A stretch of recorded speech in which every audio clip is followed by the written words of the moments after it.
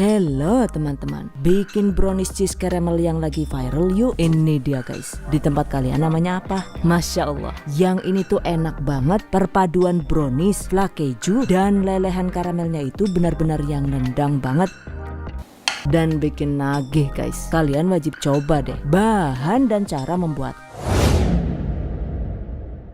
Pertama kita bikin karamelnya dulu ya, yaitu ada 210 gram atau setara dengan 14 sendok makan gula pasir.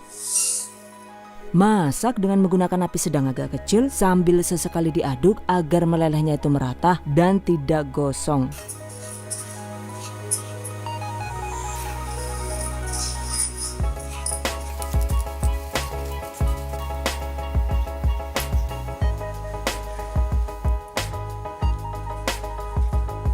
Setelah gula leleh, kecilkan api kompor sekecil-kecilnya. Kemudian masukkan air panas secara bertahap.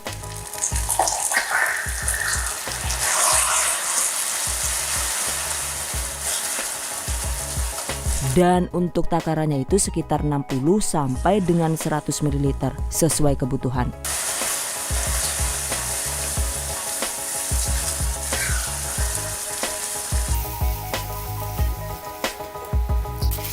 Oke, aduk-aduk hingga karamel larut seperti ini.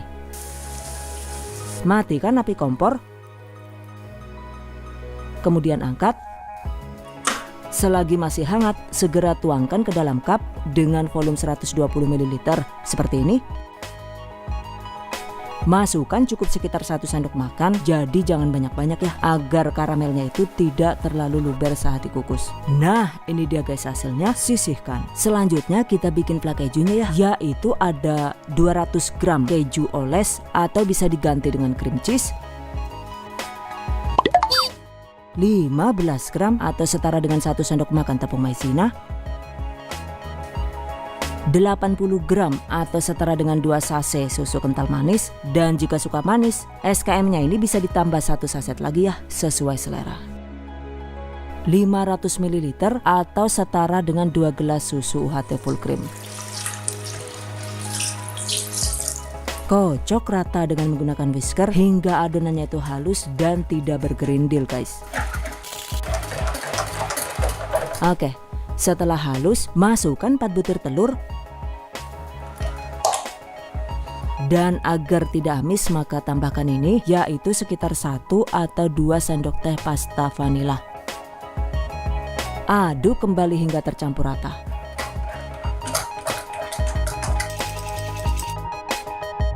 Dan jika perlu saring seperti ini.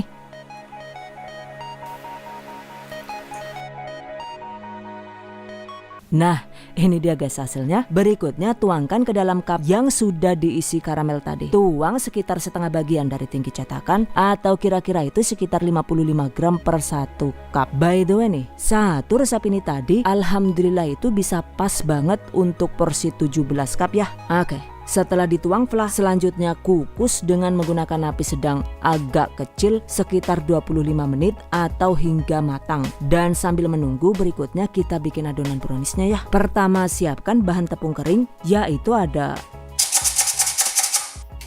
170 gram atau setara dengan 11 sendok makan tepung terigu.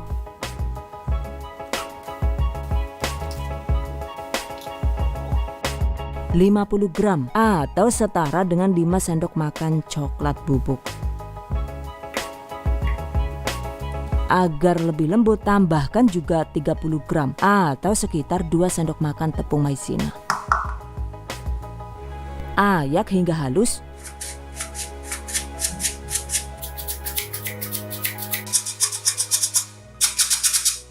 Aduk rata. Sisihkan. Kemudian siapkan juga 300 ml susu UHT atau bisa diganti dengan air putih.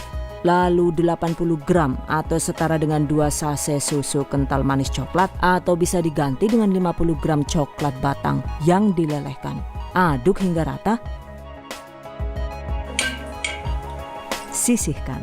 Selanjutnya di dalam baskom tambahkan 180 gram atau sekitar 12 sendok makan gula pasir sesuai selera.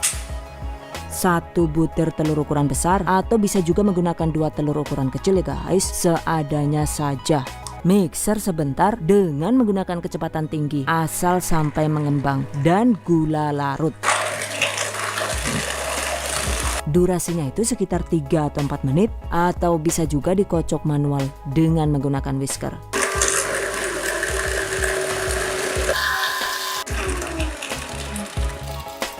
Nah, ini dia guys hasilnya. Berikutnya, tambahkan 1/4 sendok teh garam, lalu setengah sendok teh baking soda, setengah sendok teh baking powder. Kemudian agar teksturnya itu moist maksimal, tambahkan juga setengah sendok teh perasan lemon, yang ini optional ya. Kocok sebentar dengan kecepatan rendah asal sampai tercampur rata.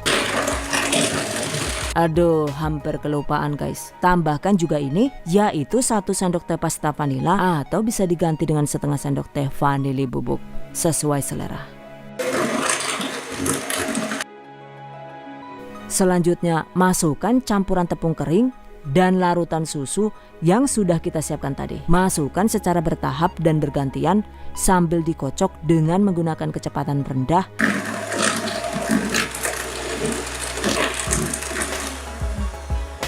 Hingga kedua bahan tersebut habis.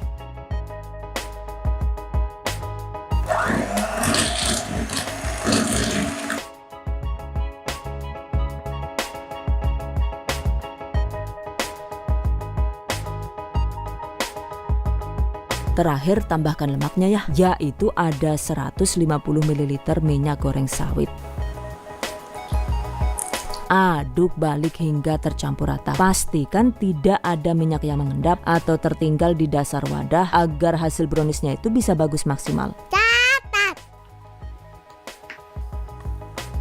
Setelah itu masukkan ke dalam piping bag seperti ini, dan setelah flake kejunya itu matang segera buka kukusan.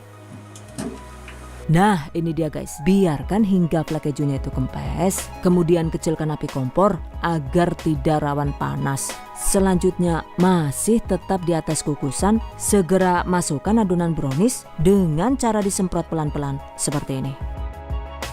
Lakukan sisanya hingga habis.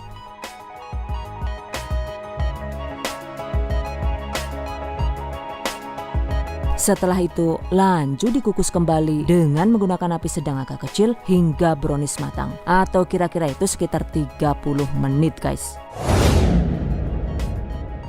Oke, setelah matang, nah ini dia guys hasilnya.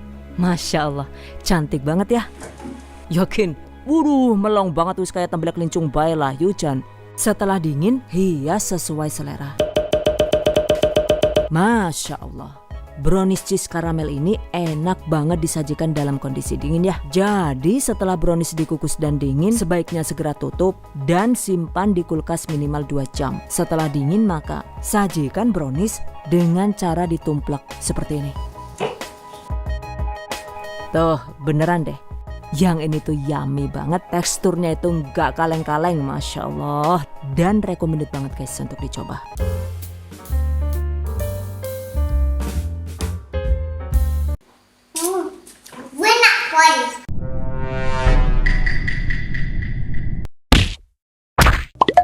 Halo teman-teman, siapa nih di sini yang masih penasaran dengan pisang hijau cendana? Pisang hijau ini enak banget karena dibuat dari jus pandan asli dan pastinya lebih murah karena bikinan sendiri. Tuh mantap banget guys, gila. Wow. Untuk toppingnya itu bisa suka-suka sesuai selera. Dijamin nyes banget. Bismillahirrahmanirrahim.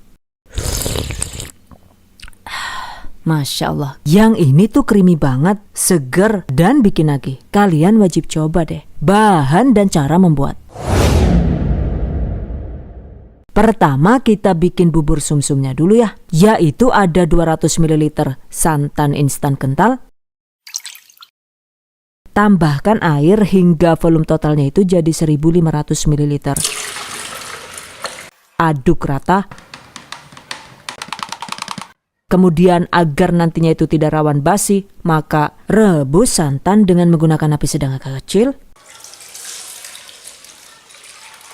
Tambahkan 2 lembar daun pandan. Aduk-aduk dan masak hingga santan panas dan sedikit mendidih di pinggiran panci.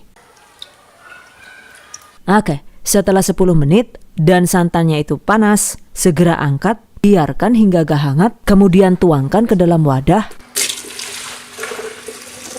Yakin, si bener bae lah, yo anu pada pati nyiprat gue lah, Jan. Pastikan hasil akhirnya itu masih di angka 1500 ml. Berikutnya di dalam teflon atau wajan, masukkan 120 gram atau setara dengan 8 sendok makan tepung beras. Agar hasilnya itu super lembut dan tidak rawan berkulit, tambahkan 30 gram atau setara dengan 2 sendok makan tepung ketan. Yang ini optional ya, jika tidak ada maka bisa diganti dengan tepung beras dengan takaran yang sama. 30 gram atau setara dengan 3 sendok makan krimer bubuk, 1 sendok teh garam, kemudian 1/4 sendok teh vanili bubuk, lalu larutan santan tadi. Aduk hingga benar-benar halus dan tidak bergerindil. Setelah itu nyalakan api kompor, lalu masak dengan menggunakan api sedang agak kecil sambil diaduk-aduk hingga adonannya itu mengental dan meletup-letup. Setelah meletup-letup, segera matikan api kompor. Tuh, lembut banget kan ya hasilnya. Biarkan hingga dingin. Dan bubur sumsum ini memang lebih enak jika disajikan dingin ya. Jadi sebelum dikonsumsi, sebaiknya simpan di kulkas minimal 3 jam. Oke, sisihkan. Berikutnya siapkan secukupnya pisang matang. Untuk jumlahnya itu sekitar 12 sampai dengan 18 buah. Tergantung dengan besar kecilnya pisang yang digunakan. Dan saya menggunakan pisang Raja Temen ya guys. Jangan lupa kukus pisang dengan menggunakan api sedang selama 15 menit. Setelah matang, segera angkat. Nah, ini dia guys hasilnya. Biarkan hingga dingin. Setelah itu kupas. Tuh, lucu banget kan ya? Oke, sisihkan. Selanjutnya kita bikin kulit pisang hijaunya, yaitu ada 150 gram atau setara dengan 10 sendok makan penuh tepung terigu protein sedang, 150 gram atau setara dengan 10 sendok makan penuh tepung beras, 75 gram atau setara dengan 5 sendok makan tepung tapioka, 60 gram atau setara dengan 4 sendok makan gula pasir, setengah sendok teh garam, lalu jus 2 pandan. Ini adalah 4 lembar daun pandan wangi dan 10 lembar daun pandan suji yang dioplos dengan 2 gelas air dan di blender hingga halus. Yang kemudian itu disaring seperti ini. Pastikan volume akhirnya itu 500 ml. Oke, masukkan. Aduk hingga halus dan tidak bergerindil. Aduh, hampir kelupaan ya. Masukkan juga 65 ml santan instan kental. Kemudian nyalakan api kompor, masak dengan menggunakan api sedang agak kecil sambil terus diaduk-aduk hingga adonan kalis dan padat. Total durasi memasaknya itu sekitar 14 sampai dengan 16 menit tergantung dengan panas kompor masing-masing. Jika suka, tambahkan 1 sendok makan mentega atau margarin, opsional.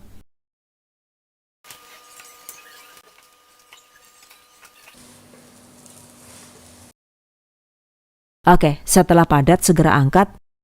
Untuk daunnya ini dioles dengan minyak goreng agar tidak lengket.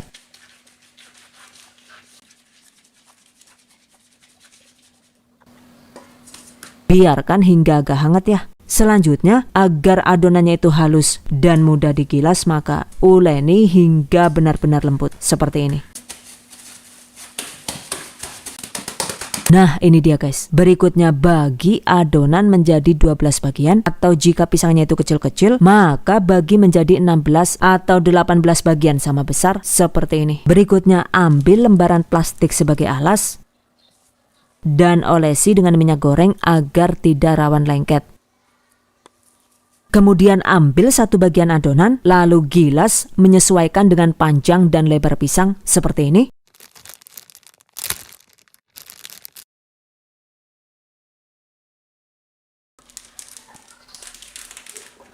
tempatkan pisang yang sudah dikukus tadi. Oke, tutup seperti ini. Kemudian rapikan.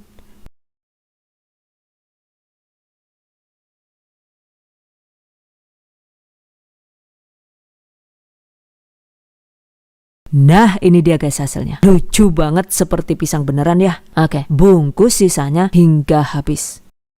Dan ini yang menggunakan pisang lebih kecil. Ternyata jika pisangnya itu kecil, maka adonannya itu juga jadi terlihat lebih tebal dan jadi lebih mudah dibentuk, sehingga menurut saya hasil pisang hijaunya itu juga jadi semakin cantik seperti ini. Gila, mirip banget dengan pisang aslinya ya. Satu resep ini tadi, jika menggunakan pisang kecil-kecil, alhamdulillah itu bisa jadi 18 buah. Dan jika dicetak dengan pisang jumbo, ternyata hanya jadi 12 buah. Catat. Oke, selanjutnya panaskan kukusan. Setelah kukusan panas, kukus pisang dengan menggunakan api sedang sekitar 15 menit atau hingga pisang matang guys. Agar tidak rawan pecah alias ora gampang jebrot kayak gue, maka setiap 5 menit sekali itu dibuka sebentar seperti ini. Selanjutnya itu langsung ditutup kembali dan dikukus hingga matang. Setelah matang, matikan api kompor. Nah, ini dia guys hasilnya. Biarkan hingga pisang dingin. Tuh, cakep banget kan ya. Sambil menunggu dingin, berikutnya siapkan bahan pelengkap pisang hijau, yaitu ada secukupnya sirup merah. Untuk mereknya itu sesuai selera ya. Cuma yang paling otentik itu merek ini guys, yaitu sirup DHT dengan rasa pisang Ambon. Jika ingin dikemas atau untuk ide jualan, maka kita bisa membungkus pisang hijau dengan menggunakan kemasan tin wall seperti ini. Masya Allah, yang ini tuh nggak cuma enak tapi juga cantik banget seperti yang bikin ya. Seperti yang nonton. Atau untuk kemasan yang lebih premium dengan harga ratusan ribu seperti tetangga sebelah gitu, maka pisang hijau ini bisa dikemas dengan menggunakan tampah dan wadah tanah liat seperti ini. Yakin angger gedang hijau ayune kayak gini dadi marak neman-neman akar dipacit lah yujan. Tuh Masya Allah, komplit banget. Dan yang coklat-coklat ini adalah potongan dodol agar yang ternyata cocok banget sebagai pelengkap es pisang hijau.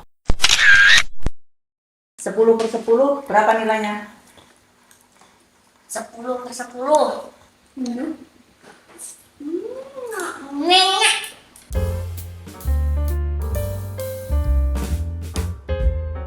Bolu ketan hitam ide jualan guys, Masya Allah. Yang ini enak banget, manisnya juga pas dan anti gagal ya. Anti gagal karena resepnya itu sudah sangat teruji dan dibagikan langsung oleh Bunda Lala sebagai resep bakulan yang laris manis. Untuk Bunda Lala terima kasih banyak ya. Semoga ilmunya bermanfaat dan semakin berkah, amin. Oke, bahan dan cara membuatnya yaitu: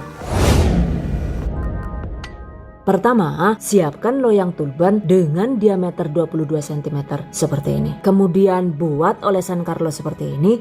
Dengan menggunakan Carlo, oles loyang tipis-tipis secara merata.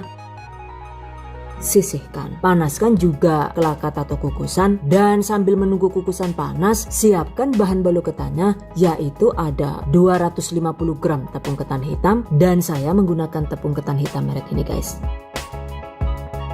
Agar nantinya itu bolu ketan tidak rawan kempes saat dikukus, maka tambahkan juga 20 gram atau sekitar 2 sendok makan peres tepung terigu. Kemudian 27 gram atau sekitar 2 sendok makan susu bubuk full cream.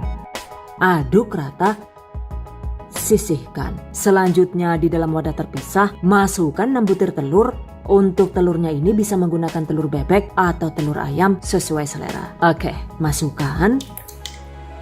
Lalu tambahkan sekitar 225 gram sampai dengan 250 gram gula pasir sesuai selera. 6 gram atau sekitar 1 sendok TSP.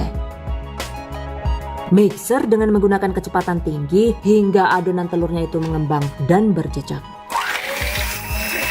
Durasinya itu sekitar 8 sampai dengan 10 menit tergantung dengan power mixer masing-masing.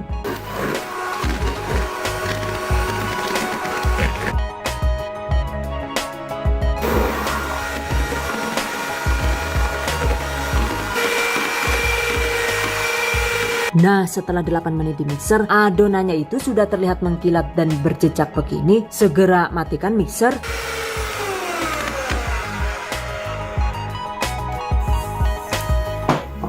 Kemudian masukkan campuran tepung ketan tadi, jika perlu sambil diayak secara bertahap seperti ini. Lalu mixer dengan kecepatan paling rendah hingga tercampur rata.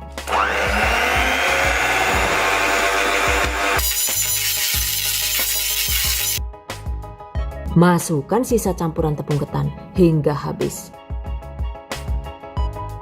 Selain di mixer dengan kecepatan paling rendah, kita juga bisa cukup mengaduknya dengan menggunakan spatula seperti ini.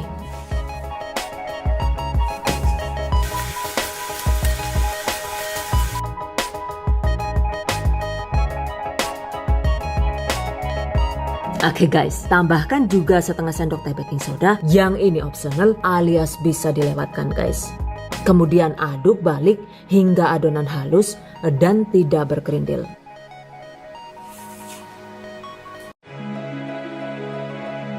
Setelah itu, masukkan 65 ml atau sekitar 1 sachet santan instan kental. Kemudian 1 sendok teh essence vanili atau bisa diganti dengan setengah sendok teh bubuk vanili. Aduk balik seperti ini. Terakhir, tambahkan 200 ml minyak goreng atau jika ingin dipanggang maka sebaiknya ganti dengan margarin 200 gram yang sudah dilelehkan. Aduk rata.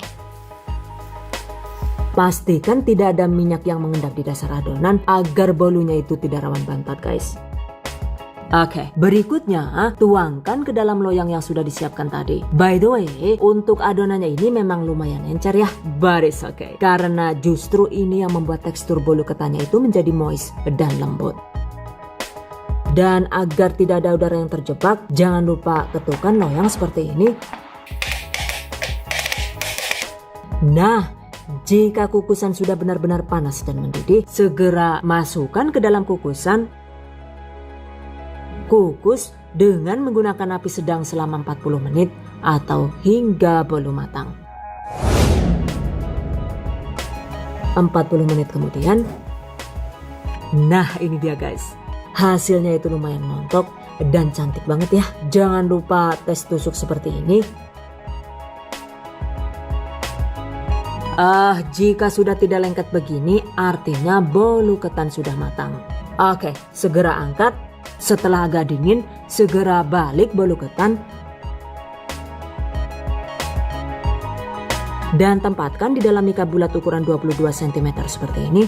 Yakin, bolu nayu udah kayak ya? Pastinya sangat layak banget untuk dijual ya. Tuh, untuk tampilan bagian bawahnya juga lumayan bonus dan kinclong ya. Masya Allah. Beneran deh, bolu ketan hitam ala Bunda Lala ini recommended banget untuk dicoba guys. Selain hasilnya itu montok dan cantik, yang ini juga teksturnya itu lembut banget dan moist. Dimakannya itu bener-bener nyes dan gak seret di tenggorokan ya. Tuh, nyata banget guys lembutnya.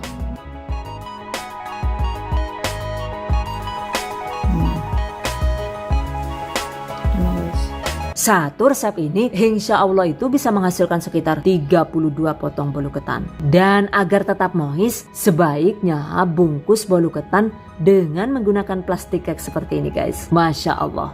Jika sudah dikemas begini, ini dijual 2.000-an per satu buah juga sudah lumayan untung ya.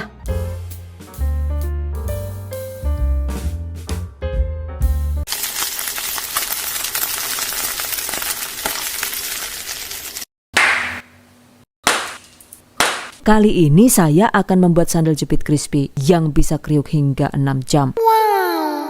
Tuh, mantap banget guys hasilnya. Bismillahirrahmanirrahim. Masya Allah, enak banget. Yang ini tuh lembut di dalam dan kriuk di luar ya. Kalian wajib coba deh. Bahan dan cara membuat. Pertama, siapkan 4 papan tempe ukuran sedang. Untuk size-nya itu 8 x 18 cm seperti ini. Selanjutnya bikin pola sendal jepit meli atau swallow dengan cara dijiplak seperti ini. Nah, selanjutnya ini bisa langsung digunting atau bisa juga diolah ke versi digital dan di print seperti ini. Jadi silahkan dipilih sesuai selera guys. Oke, berikutnya pahat tempe dengan cara ditempel pola yang sudah kita buat tadi. Kemudian seset seperti ini ya. Tuh, cakep banget guys hasilnya. Selanjutnya belah menjadi 2 bagian. Untuk ketebalannya itu sekitar 1,5 cm.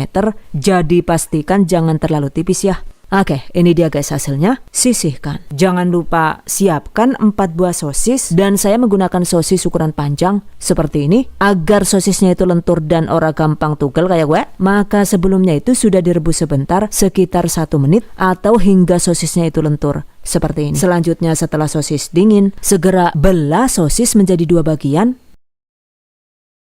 Potong memanjang tapi jangan sampai putus guys. Dan di bagian ujungnya itu dibuat agak lancip seperti ini. Oke, sisihkan. Berikutnya lubangi sandal di 3 titik dengan menggunakan sumpit atau apa gitu. Seperti ini ya. Perbesar lubang dengan cara dibor kayak gini. Yang sekiranya itu cukup untuk memasukkan sosisnya guys. Kemudian ambil 1 sosis yang sudah kita siapkan tadi. Masukkan pada lubang seperti ini. Jangan lupa kunci dengan tusuk gigi secara melintang agar sosisnya itu tidak rawan lepas. Catat. Lakukan sisanya hingga habis. Nah, ini dia guys hasilnya. Sisihkan. Berikutnya di dalam wadah, masukkan 3 siung bawang putih yang sudah diulek halus, 1 sendok teh kaldu bubuk, 5 gram atau setara dengan 1 sendok teh garam, 1 sendok teh ketumbar bubuk, 500 ml atau setara dengan 2 gelas air. Aduk rata. Kemudian siramkan ke atas tempe seperti ini. Dan agar bumbunya itu meresap, ini didiamkan sekitar 15 menit ya. Pastikan tidak lebih dari 15 menit agar tekstur tempenya itu tidak rawan blonyok. Setelah itu angkat tempe dan tiriskan. Untuk air sisanya ini jangan dibuang ya guys, karena mau digunakan untuk membuat bahan adonan tepungnya. Tampung sisa marinasi. Pastikan volume akhirnya itu adalah 400 ml. Sisihkan. Berikutnya di dalam wadah, masukkan 150 gram tepung terigu protein sedang, 100 gram tepung beras, 50 gram tepung maizena atau diganti dengan tapioka juga boleh. Tambahkan setengah sendok teh bubuk kencur, opsional. Setengah sendok teh kunyit bubuk, yang ini juga opsional ya, alias bisa dilewatkan. Lalu semua sisa marinasi tadi aduk rata. By the way nih, agar kentalnya itu pas dan rasa asinnya itu juga pas, masukkan juga 50 ml air. Agar hasilnya itu lebih bervolume, lebih cantik, dan lebih kriuk gitu, maka masukkan juga 1 butir telur. Tambahkan 2 sendok makan daun bawang yang sudah dirajang seperti ini. Aduk hingga tercampur rata. Nah, ini dia guys hasilnya. Selanjutnya, panaskan minyak goreng di suhu 150 derajat Celcius. Celupkan tempe ke adonan tepung, kemudian goreng. Alah, dadak sara kayak nontel temen lah, yo Chan, gari dijiat kayak gini ngapa sih? Lah, Chan, sing penting tuli tangannya resik lah. Oke, goreng dengan menggunakan api sedang hingga tempe kokoh dan menguning di salah satu sisi. Setelah itu balik.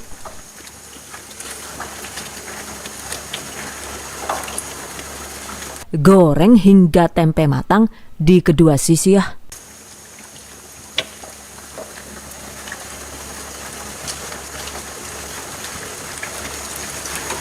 Total durasi menggorengnya itu sekitar 8 sampai dengan 10 menit, tergantung dengan panas kompor masing-masing. By the way nih, setelah tempe matang, agar tidak rawan berminyak, sesaat sebelum diangkat, segera besarkan api kompor, aduk-aduk sebentar sekitar setengah menit, kemudian angkat. Nah, ini dia guys hasilnya. Tuh, lucu banget kan ya? Satu resep ini ternyata hasilnya itu jadi lumayan banyak ya. Dan karena penggunaan tepung maizena, tempe goreng crispy ini bisa awet kriuk hingga 3 sampai dengan 4 jam. Teksturnya itu benar-benar yang kriuk banget. Gimana? Sudah mirip dengan sandal capit belum nih? Ora nu tak deleng-deleng deneng tali jepate cepit. Ora nu tak deleng-deleng deneng tali jepite anu keton kendor temen ya. Gena iya anu pating meleot-meleot ora karuan kayak wis kayak tali kutang budul bae lah yo Jan. Biarpun bentuknya lucu, yang jelas yang ini tuh mantap banget. Tuh, tempenya itu garing di luar dan lembut di dalam ya. Dan pastinya akan lebih enak lagi jika dimakan dengan lalapan cabai atau saus sambal kesukaan. Demikian tadi cara membuat tempe goreng sendal jepit ala The Hasan video. Semoga bermanfaat ya. And I hope you guys enjoy this tutorial today. And again, thank you so much for watching. See you guys next time. Wassalamualaikum warahmatullahi wabarakatuh. Bye bye.